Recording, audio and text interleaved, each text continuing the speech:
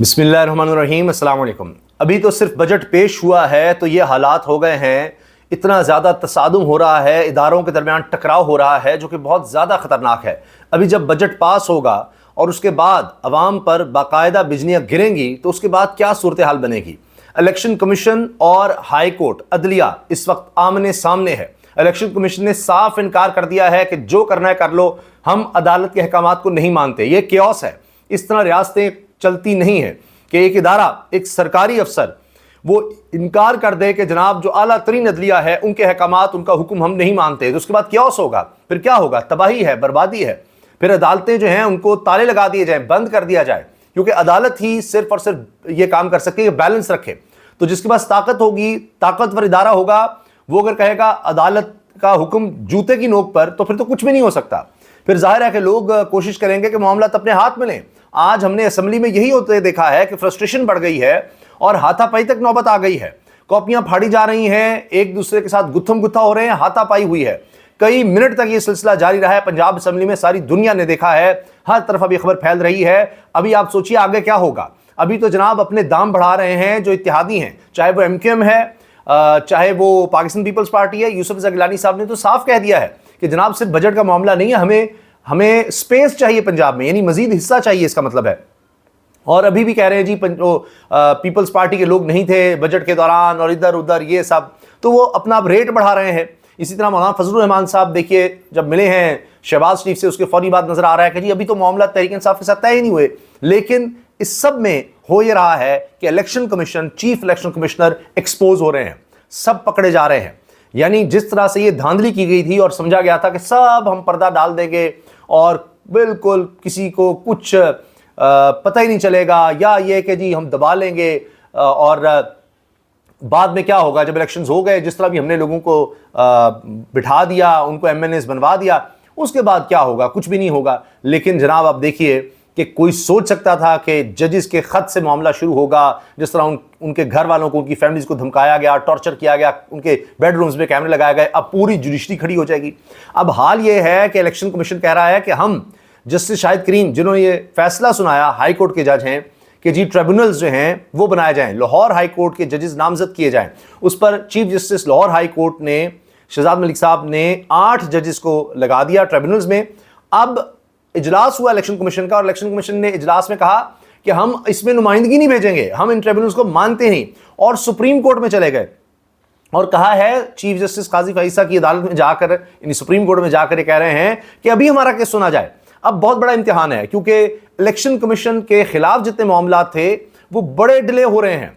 जाहिर है कि जिस तरह से ये धांधली की गई है वो मामला सुप्रीम कोर्ट में जा रहे हैं, वहां तेजी नहीं है। लेकिन अब अगर इलेक्शन कमीशन आया है कि जी ये क्या कर दिया, हाई कोर्ट ने 8 ट्रिब्यूनल्स बना दिए हैं, और बड़ी तेजी से अगर सुप्रीम कोर्ट में केस सुना जाता है तो बड़ी चीजें वाज़ेह हो जाएंगी। क्योंकि अभी जुडिशल कमीशन का जब इजलास हुआ जजेस की तैनाती के हवाले से, एलिवेशन के हवाले से, तो वहां भी काजी साहब जो हैं वो हुकूमती जो अरकान थे, यानी वजीर कानून या अटॉर्नी जनरल, उनके साथ खड़े नजर आए।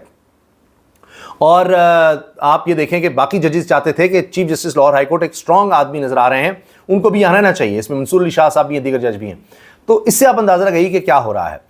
अब इलेक्शन कमीशन का तो इम्तिहान है ही, काजी फाइसा साहब का भी इम्तिहान है कि क्या वो अपनी अदलिया के साथ, अपने जजेस के साथ खड़े होते हैं जिनको धमकाया जा रहा है, चाहे वो इंसदाद दहशतगर्दी अदालत के जज हों, चाहे वो chief justice Lahore high court हो, और चाहे शाहिद करीम हो हाई कोर्ट के जज।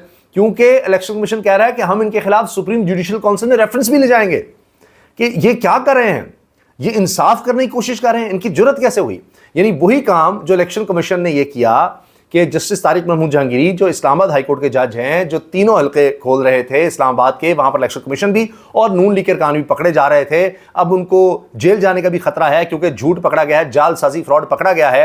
इलेक्शन कमीशन भी फॉर्म 45 नहीं लेकर आ रहा, क्योंकि असल मांग लिया गया है, और रियल टाइम में जिनके सिस्टम पर आ रहे थे तारीख और टाइम के साथ फॉर्म 45, उसका रिकॉर्ड मांग लिया गया है। तो इलेक्शन कमीशन ने फैसला दे दिया कि नहीं, ये ट्रिब्यूनल, ये जज साहब नहीं सुन सकते, क्योंकि अकरबा परवरी और ये और पता नहीं क्या क्या इन्होंने किया है। तो इस पर जनाब हत्ता के chief justice Islamabad high court Aamir Farooq साहब को भी कहना पड़ा कि ये आप क्या कर रहे हैं। मगर उन्होंने तारिक महमूद जहांगीरी साहब को भी रोका हुआ है और दूसरे इलेक्शन कमीशन के ट्रिब्यूनल को भी। लेकिन ये जो टकराव है ये बड़ा खतरनाक है। अब आप देखिए यहां पर मामलात बड़े मुश्किल हो रहे हैं चीफ इलेक्शन कमिश्नर के लिए। वो ऐसे चीफ बने हैं कि अपने आप को सुपर चीफ समझ बैठे हैं चुके। वो कहते हैं मैं जो मर्जी कर लूं।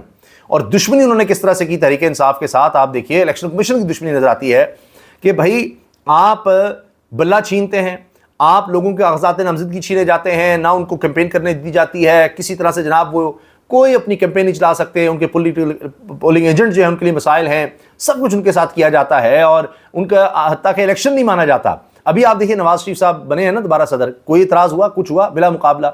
इनका तीसरी दफा भी अभी तक जनाब नोटिफिकेशन नहीं आ रहा तहरीक इंसाफ का। फिर जिस तरह से अभी मखसूस नशिस्तों के मामले में काजी साहब वजाते दे रहे हैं कि इलेक्शन कमीशन ने गलत कर दिया, हमने पार्टी तो नहीं खत्म की थी, उनसे सिंबल भी ले लिया, उनको पार्टी भी नहीं मानना, सुन्नी इत्तेहाद कौंसिल को पहले कहा पार्लिमानी पार्टी है, फिर मखसूस नशिस्तें भी नहीं दे रहे। तो ये दुश्मनी इलेक्शन कमीशन की तरफ से ये सुप्रीम कोर्ट में भी हर सतह पर भी आप देखिए वाज़ेह हो रही है। लेकिन अब सिकंदर सुल्तान राजा साहब जिस तरह होता है ना, एक कत्ल को छुपाने के लिए एक और कत्ल करना पड़ जाता है, एक झूठ को छुपाने के लिए 100 झूठ बोलने पड़ते हैं, अब वो हो रहा है। अब जनाब chief justice Lahore high court भी बुरे हो गए हैं जी, शाहिद करीम हाई कोर्ट का जज बुरा हो गया है, तारिक महमूद जहांगीरी इस्लामाबाद हाई कोर्ट का जज बुरा हो गया है। अभी देखिएगा सुप्रीम कोर्ट भी बड़ी बुरी हो जाएगी अगर सुप्रीम कोर्ट इंसाफ करने पर आती है तो। अब आप देखें अंदर से जो गवाहियां आ रही हैं उसका अंदाजा लगाइए, अंदर से गवाहियां आ रही हैं। आप ये देखें कि ब्यूरो चीफ हैं, बड़े सीनियर सहाफ़ी हैं, ABN के ब्यूरो चीफ हैं खालिद जमील साहब। खालिद जमील साहब ने ये बाकायदा ट्वीट की है और इसमें पूरी कहानी बता दी है उन्होंने। खालिद जमील साहब कहते हैं इलेक्शन कमीशन हुकाम, ये नोट कीजिएगा, इलेक्शन कमीशन के अपने लोग कह रहे हैं, यानी इलेक्शन कमीशन के अंदर से बगावत हो गई है। इलेक्शन कमीशन हुकाम का कहना है इलेक्शन मैनेजमेंट सिस्टम वाले फॉर्म 45 के मुताबिक, ये जो सारा इन्होंने EMS इलेक्शन मैनेजमेंट सिस्टम था जो स्क्रीन पर नजर आ रहा था, जिसका रिकॉर्ड मांगा गया है, फॉर्म 45 पर इन्होंने जाली बना लिया ना, वो लगा कर और इंक लगा उसे और इंक रिमूवर लगा के 8 है तो उसके आगे 1 लगा दिया, 0 है उसको 8 बना दिया, बड़ा कुछ किया उन्होंने। तो ये दो नंबरी तो उन्होंने कर दी। लेकिन जो EMS सिस्टम में फॉर्म 45 आ रहे थे वो रियल टाइम में आ रहे थे, वो इंटरनेट बंद भी किया इन्होंने, तो इन्होंने खुद कहा था ये नेट बंद होगा तब भी आ जाएंगे। अब उस फॉर्म के मुताबिक ये इलेक्शन कमीशन हुकाम कह रहे हैं, उस फॉर्म के मुताबिक PTI आजाद उम्मीदवार कौमी, अब देखिए भी शर्म की बात है ना, इलेक्शन कमीशन ने कहा ये आजाद हैं। सुप्रीम कोर्ट में चीज आ रही है कि जब वो कह रहे थे, उनको टिकट भी इशू हो गया था, वो खुद बंदा कह रहा है जी मैं तहरीक इंसाफ का हूं, बल्ला आपने छीन लिया, उसके बाद आप क्या पार्टी कैसे छीन सकते हैं, फिलिशन कैसे खत्म कर सकते हैं। मुनीब अख्तर साहब ने कहा ये सबको पता है क्या ड्रामा है, कि तहरीक इंसाफ के थे। बहरहाल जनाब वो जो आज़ाद उम्मीदवार थे, तहरीक इंसाफ के आज़ाद उम्मीदवार कौमी असम्बली पंजाब, अच्छा वो कौमी असम्बली पंजाब और KP असम्बली में 2/3 अक्सरियत से जायद नशिस्तों पर कामयाब हुए। इलेक्शन कमीशन को काम कर रहे हैं, 2/3 से भी जायद अक्सरियत से कामयाब हुए, जबकि सिंध और बलूचिस्तान असम्बली में भी सादा अक्सरियत मिली। इसीलिए फॉर्म 45 देने की बजाय इलेक्शन एक्ट और ट्रिब्यूनल बदला गया।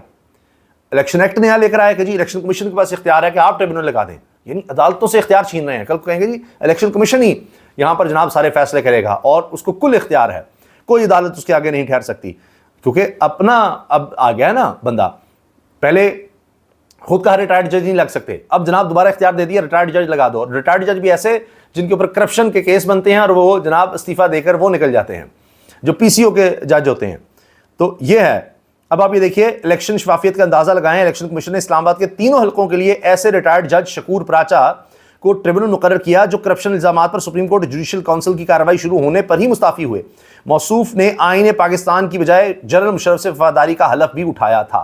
तो ये अब ये तो पकड़ा जा रहा है सब कुछ, अपनी गवाहियां आ रही हैं। सुपर चीफ बन रहे थे चीफ इलेक्शन कमिश्नर, अब वो सहारे ढूंढ रहे हैं। नून लीग जनाब हुकूमत आए, साथ आए, एक्ट बनाए, हमें कोई ताकत दे, हम पकड़े गए हैं। तो ये हो रहा है। तो ये जो तहरीक इंसाफ से दुश्मनी थी, अवाम से दुश्मनी थी, इंसाफ से दुश्मनी थी, और हर सतह पर आप देखिए पूरी दुनिया को पता लग गया किस तरह से रिग्ड इलेक्शन हुए हैं। ये सारी दुश्मनी जो है ये महंगी पड़ गई है और चीज़ें एक्सपोज हो रही हैं। अब जजेस भी खड़े हो रहे हैं, तो इनको अब कई महाज खोलने पड़ रहे हैं और ये बड़ा ख़तरनाक है। एक और मैं आपको मिसाल दूं, एक और जगह जहां पकड़े गए हैं कि मुज़म्मिल इस्लाम साहब कहते हैं कि the cost of elections came in at 16.3 billion, 16 अरब 30 करोड़ अखराजात हुए हैं इलेक्शंस पर, जबकि कहा यह गया जी 48 अरब रुपए चाहिए, एलोकेशन करवाई गई, 48 अरब होंगे तो इलेक्शंस होंगे। अभी जनाब वो असेंबली पास करेगी, याद है आपको, इसाक डार कहते थे अभी तो हमारे पास रकम ही नहीं है, वो इलेक्शंस के लिए रकम ही नहीं रखी थी। आइन कहते हैं 90 दिन के इलेक्शन, तो जी वो रकम नहीं थी, अब रकम आएगी, ये करेंगे, 48 अरब रुपया चाहिए तो होगी। इलेक्शन कमीशन कहता है जी वो रकम नहीं हमें दे रहे हैं, इसलिए हम तो इलेक्शंस करवा सकते ना। इन इलेक्शंस करवाए, पहले उससे भागे, आइन की पामाली की, फिर उस 90 दिन के अंदर इलेक्शन तो करवाई नहीं, फिर किस तरह से एक पार्टी को दीवार से लगाया, सबको नज़र आ रहा था इंसानी हकूक़ की पामाली की, किस तरह नून लिख के लोग ही लगाई रखे, और वो काबीना में भी मौजूद रहे, निगरान काबीना में भी, अब आकर दोबारा काबीना में वो हैं, तो किस तरह कंटिन्यूशन रही, एक जमात को टारगेट किया गया, उसके बाद धांधली ज़्यादा इलेक्शंस करवाए, जब करवाए भी सब चीज़ें सामने, इनके अपने लोग लिख कर देते रहे। पंजाब का जो रुकन था इलेक्शन कमीशन का, वो कहता रहा कि जी यहाँ पर ना आईजी सुन रहा है, ना चीफ सेक्रेटरी सुन रहा है, और यहाँ पर हमारे अंदर से, दफ्तरों के अंदर से लोगों को पकड़ कर पुलिस लेकर जा रही है। तो अब तो जजेस का भी घेराव हो रहा है, फायरिंग भी हो रही है, सब कुछ हो रहा है, सबके सामने है। तो अब जनाब ये किसने झूठ बोला कि जी 48 अरब रुपया चाहिए, तो ये सब चीज़ें आहिस्ता आहिस्ता सामने आ रही हैं और सब घेरे में आ रहे हैं। तो आज नहीं तो कल सारा मामला जो है वो सबके सामने आएगा, और वक्त हमेशा एक साथ तो नहीं रहता, तो कभी ना कभी ये रिटायर होंगे, कभी ना कभी सीटें छोड़ेंगे, तो कभी ना कभी फिर अवाम जो है उनके पास भी इख्तियार आ जाएगा। अभी तो उनसे वोट का जो इख्तियार है वो छीना गया, उनका मैंडेट छीना गया, लेकिन जब दोबारा कभी ना कभी आएगा तो जनाब फिर आप देखिए दोबारा केस खुल सकते हैं, सब चीज़ें उलट हो सकती हैं। अल्लाह हाफ़िज़।